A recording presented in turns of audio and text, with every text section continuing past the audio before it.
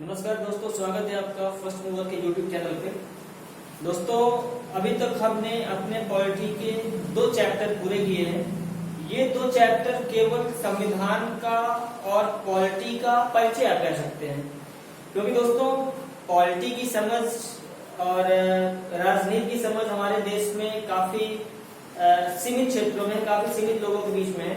तो हमारा पूरा उद्देश्य ये है कि राजनीति और पॉलिटी के बारे में आपको ग्राउंड से लेकर वो सारी चीजें बताई जाएं जो कि आपके एग्जाम के पॉइंट ऑफ व्यू से बहुत महत्वपूर्ण हो। यानी कि जो भी चीजें पॉलिटी से पूछे एग्जाम में वो आप जरूर क्रैक कर पाए।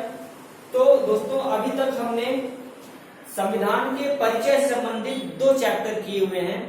ये आप देख रहे हैं, आपकी पॉलिटी का तीसरा चैप्टर है, प्रस्तावना या उद्देशिका। दोस्तों, यहां से आप कह सकते हैं कि आपकी पॉलिटी एक्चुअल में स्टार्ट हो रही है। हमने कल के वीडियो में देखा था कि 395 अनुच्छेद हैं, 22 भाग हैं, 12 सूचियां हैं। तो ये जो चीजें हैं वो आज से स्टार्ट हो रही हैं। दोस्तों, कल आपको याद होगा कि हमने डिस्कस किया था कि संविधान की पहली बैठक स्टार्ट हुई थी 9 दिसंबर 1946 को। उसके बाद एक डेट आई थी 11 दिसंबर 1946 को, और उसके बाद एक डेट आई थी 13 दिसंबर 1946 को। तो मैंने बताया था कि 13 तारीख को हमारे देश के बहुत ख्याति प्राप्त व्यक्ति JL नेहरू ने एक बात बोली थी, एक उद्देश्य प्रस्तुत किया था, जिसको हमने बोला था उद्देश्य प्रस्ताव। तो आप देख रहे होंगे कि यहाँ हमने प्रस्तावना भी लिखा हुआ है और उद्देशिका भी लिखा हुआ है। तो दोस्तों, पहले बात करते हैं प्रस्तावना की। तो प्रस्तावना का मतलब हो जाएगा कि आप जो भी चीजें ओवरऑल कर रहे हैं उसका एक संक्षेप में विवरण, यानी कि इस चैप्टर के बाद हमने जितनी पॉलिटी लिखी है, जितनी पॉलिटी हम पढ़ेंगे, उसका सम्मिश्रण आप यहाँ पर ये जो लाइनें मैंने लिखी है आप इसमें देख सकते हैं। तो इसलिए हमने इसको कह दिया है संविधान की प्रस्तावना या first page of your constitution. उद्देश्य हमने इसलिए बोल दिया है क्योंकि नेहरू जी ने एक प्रस्ताव प्रस्तुत किया था 13 दिसंबर 1946 को। उसका नाम ही था उद्देश्य प्रस्ताव, और मैंने बोला भी था कि उस उद्देश्य प्रस्ताव की भाषा, शब्दावली इतनी लाजवाब, इतनी बेहतरीन थी कि हमने उसका कुछ अंश इस भारत के प्रस्तावना में हमने हूबहू पुट कर दिया है, और इसकी सराहना विदेशों में भी की गई है। तो इसलिए हमने इसे प्रस्तावना भी कहा है और उद्देशिका भी कहा है। दोस्तों, क्योंकि प्रस्तावना और उद्देशिका भारतीय संविधान का सबसे पहला चैप्टर है। एक्चुअल पॉलिटी है स्टार्ट होती हमारा संविधान में। जब आप पहला पेज पर जाएंगे तब आपको यही चीज लिखा मिलेगा। तो मेरी आपसे गुजारिश है कि हर एक शब्द को मैं बड़ी नजाकत के साथ बोलूंगा, बड़े करीने के साथ बोलूंगा। तो आप इस हर शब्द को बारीकी से सुनेंगे, इसको जरूर लिख लेंगे, और इनकेस आप स्टेट PSC या कि सिविल सर्विस का एग्जाम क्रैक करके जब आप जाते हैं इंटरव्यू में, तब कई बार साफ तौर पे पूछ देता है कि आप भारतीय संविधान की प्रस्तावना सुनाइए। तो ये सारी बातें, ये सारा प्रस्तावना हर एक व्यक्ति को याद होना बहुत जरूरी है। तो दोस्तों, मैं बारी बारी से इसको पढ़ूंगा, और उम्मीद है कि आप इसको पूरे तरीके से लिखेंगे, स्क्रीनशॉट लेके रख भी लीजिएगा, नोट डाउन कर लीजिएगा, और इसको जरूर याद कर लीजिएगा। तो मैं बारी बारी से इसको पढ़ रहा हूं।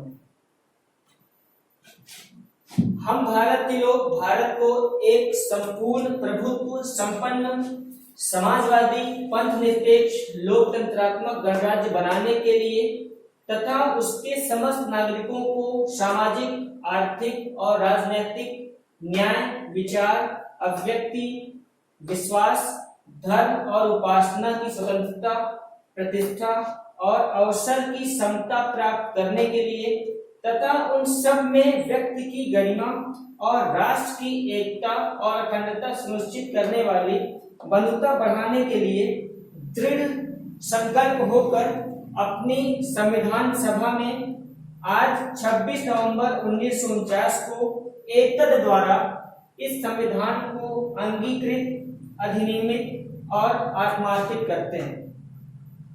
दोस्तों, इस चैप्टर से सवाल कहां से बने हुए हैं, हम इस पे चर्चा कर लेते हैं। सबसे पहला सवाल इस प्रस्तावना से बन जाता है कि हमने भारतीय संविधान को अंगीकृत कब किया है, यानी कि भारतीय संविधान बनकर तैयार कब हो गया था?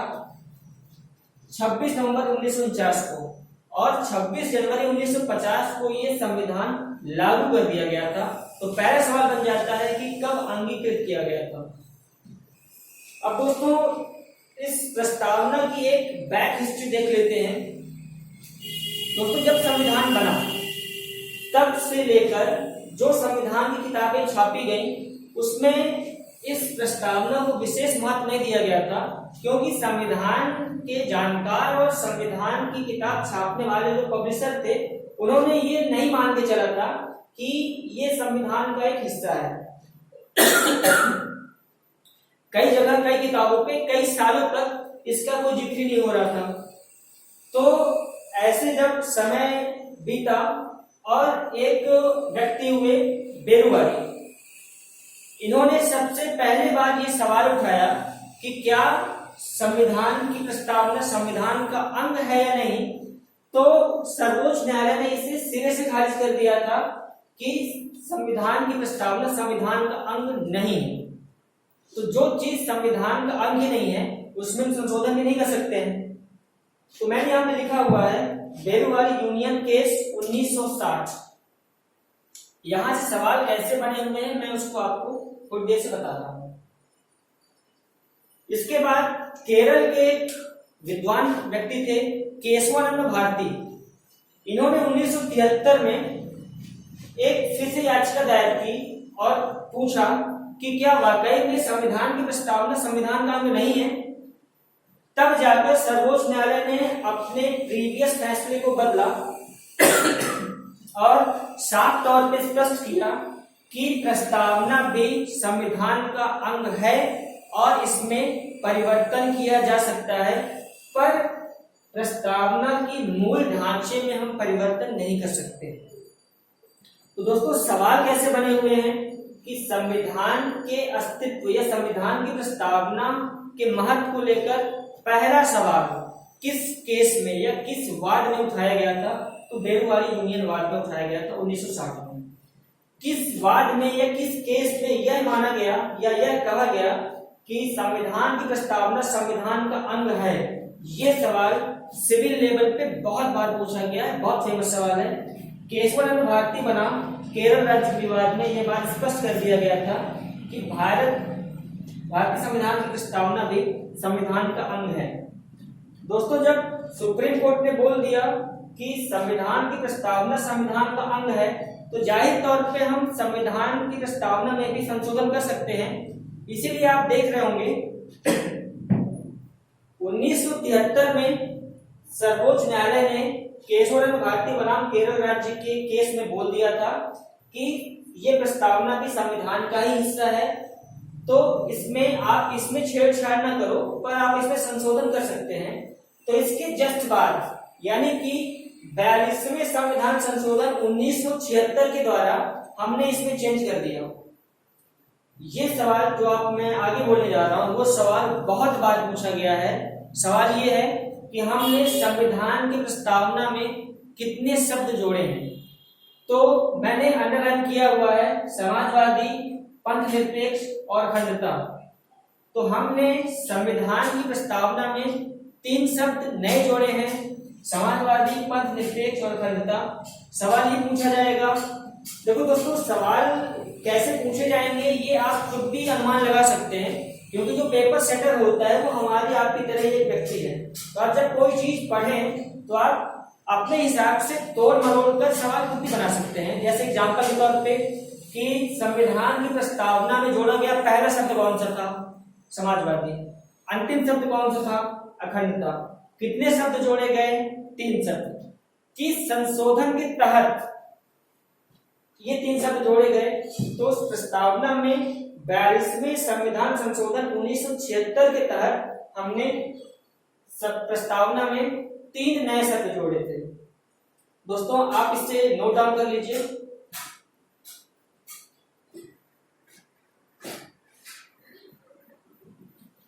दोस्तों हमने भारतीय संविधान की प्रस्तावना में जो 3 शब्द ऐड किए थे उसको हमने 3 जनवरी 1977 को लागू कर दिया।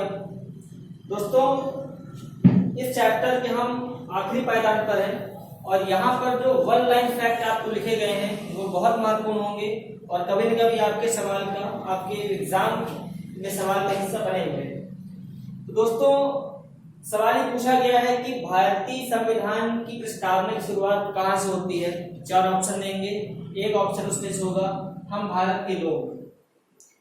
यह सवाल ये भी पूछ सकता है कि भारतीय संविधान का स्रोत क्या है, तो उसका भी जवाब होगा हम भारत के लोग। यानी कि भारत या किसी भी देश के लोगों के लिए ही तो संविधान बनाया जाता है। अगर लोग ही नहीं होंगे तो संविधान का कोई औचित्य ही नहीं होगा। तो संविधान का स्रोत क्या होता है किसी भी देश के लिए, उस देश की जनता, क्योंकि किसी भी देश की जनता को हम वहां के संसाधन कहते हैं।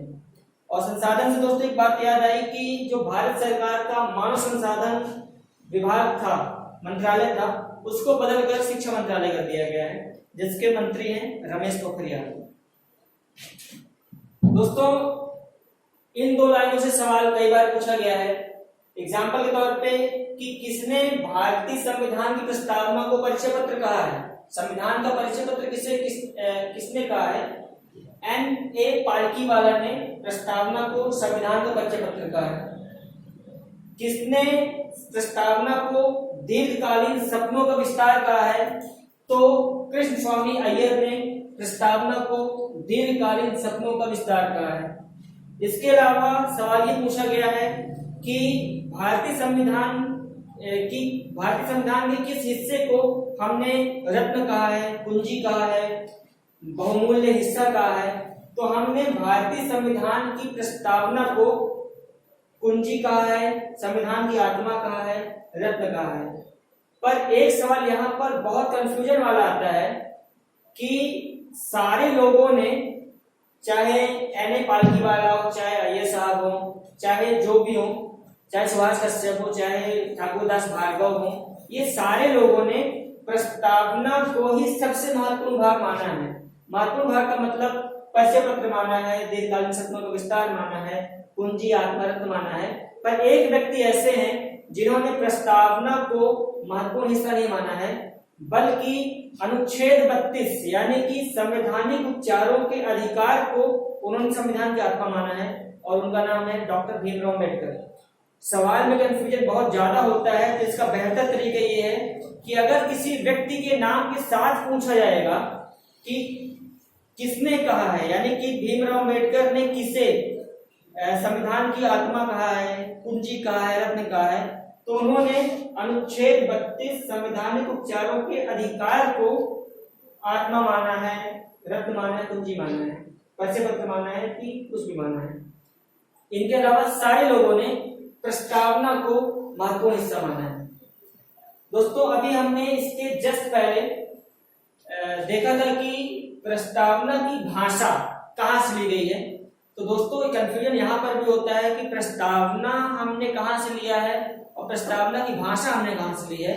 तो भारतीय संविधान में प्रस्तावना की सोच जो आई थी वो आई थी अमेरिका से, और संविधान में प्रस्तावना की भाषा कैसी होनी चाहिए, भाषा कितनी प्रभावशाली, कितनी उल्लेखनीय होनी चाहिए, इस बात को हमने कहाँ से कॉपी किया है? ऑस्ट्रेलिया से। तो ये आप सवाल महत्वपूर्ण बनते हैं, इनको आप ध्यान दीजिएगा। दोस्तों लोकतंत्र की अंग्रेजी होती है डेमोक्रेसी। तो डेमोक्रेसी अंग्रेजी भाषा का शब्द है जो कि लैटिन भाषा या यूनानी भाषा के 2 शब्दों का मिश्रण है। पहला शब्द है डेमोस जिसका अर्थ होता है जनता, और दूसरा शब्द है क्रेटास यानी कि के लिए। तो इसका मतलब लोकतंत्र का मतलब होता है जनता के लिए। और अमेरिका के पूर्व राष्ट्रपति की एक कोटेशन, एक लाइन है जो कि कई बार सवाल पूछा भी है कि किसने कहा है कि लोकतंत्र जनता का, जनता के लिए और जनता के द्वारा शासन है। तो अब्राहम लिंकन ने कहा है कि लोकतंत्र जनता का, जनता के लिए, जनता के द्वारा शासन है। दोस्तों मुझे पूरी उम्मीद है कि भारतीय संविधान का तीसरा चैप्टर यहाँ पे समाप्त हो रहा है और मुझे पूरी उम्मीद है कि मेरे द्वारा बताई गई जानकारी से आप संतुष्ट होंगे। अगर आपको इस संबंध में कोई भी क्वेरी होगी तो आप कमेंट बॉक्स में जाकर पूछ सकते हैं और उम्मीद है कि आप घर पर होंगे, सुरक्षित होंगे। जेल प्रहरी की आपने वैकेंसी के लिए जो भी एप्लीकेशन फॉर्म होगा वो आपने फिल कर दिया होगा और उससे रिलेटेड जो भी अपडेशन होंगे, जो भी नई चीजें होंगी वो हम आपको बताते रहेंगे और उस सिलेबस के अकॉर्डिंग या कि जो भी और वैकेंसी आएगी उस सिलेबस के अकॉर्डिंग हमने क्लास स्टार्ट कर दी है। तो आई होप आप उसे ज्वाइन करेंगे और आने वाले वीडियो में हमें अपने लाइक और सब्सक्राइब के माध्यम से हमें मोटिवेट करेंगे। बहुत धन्यवाद।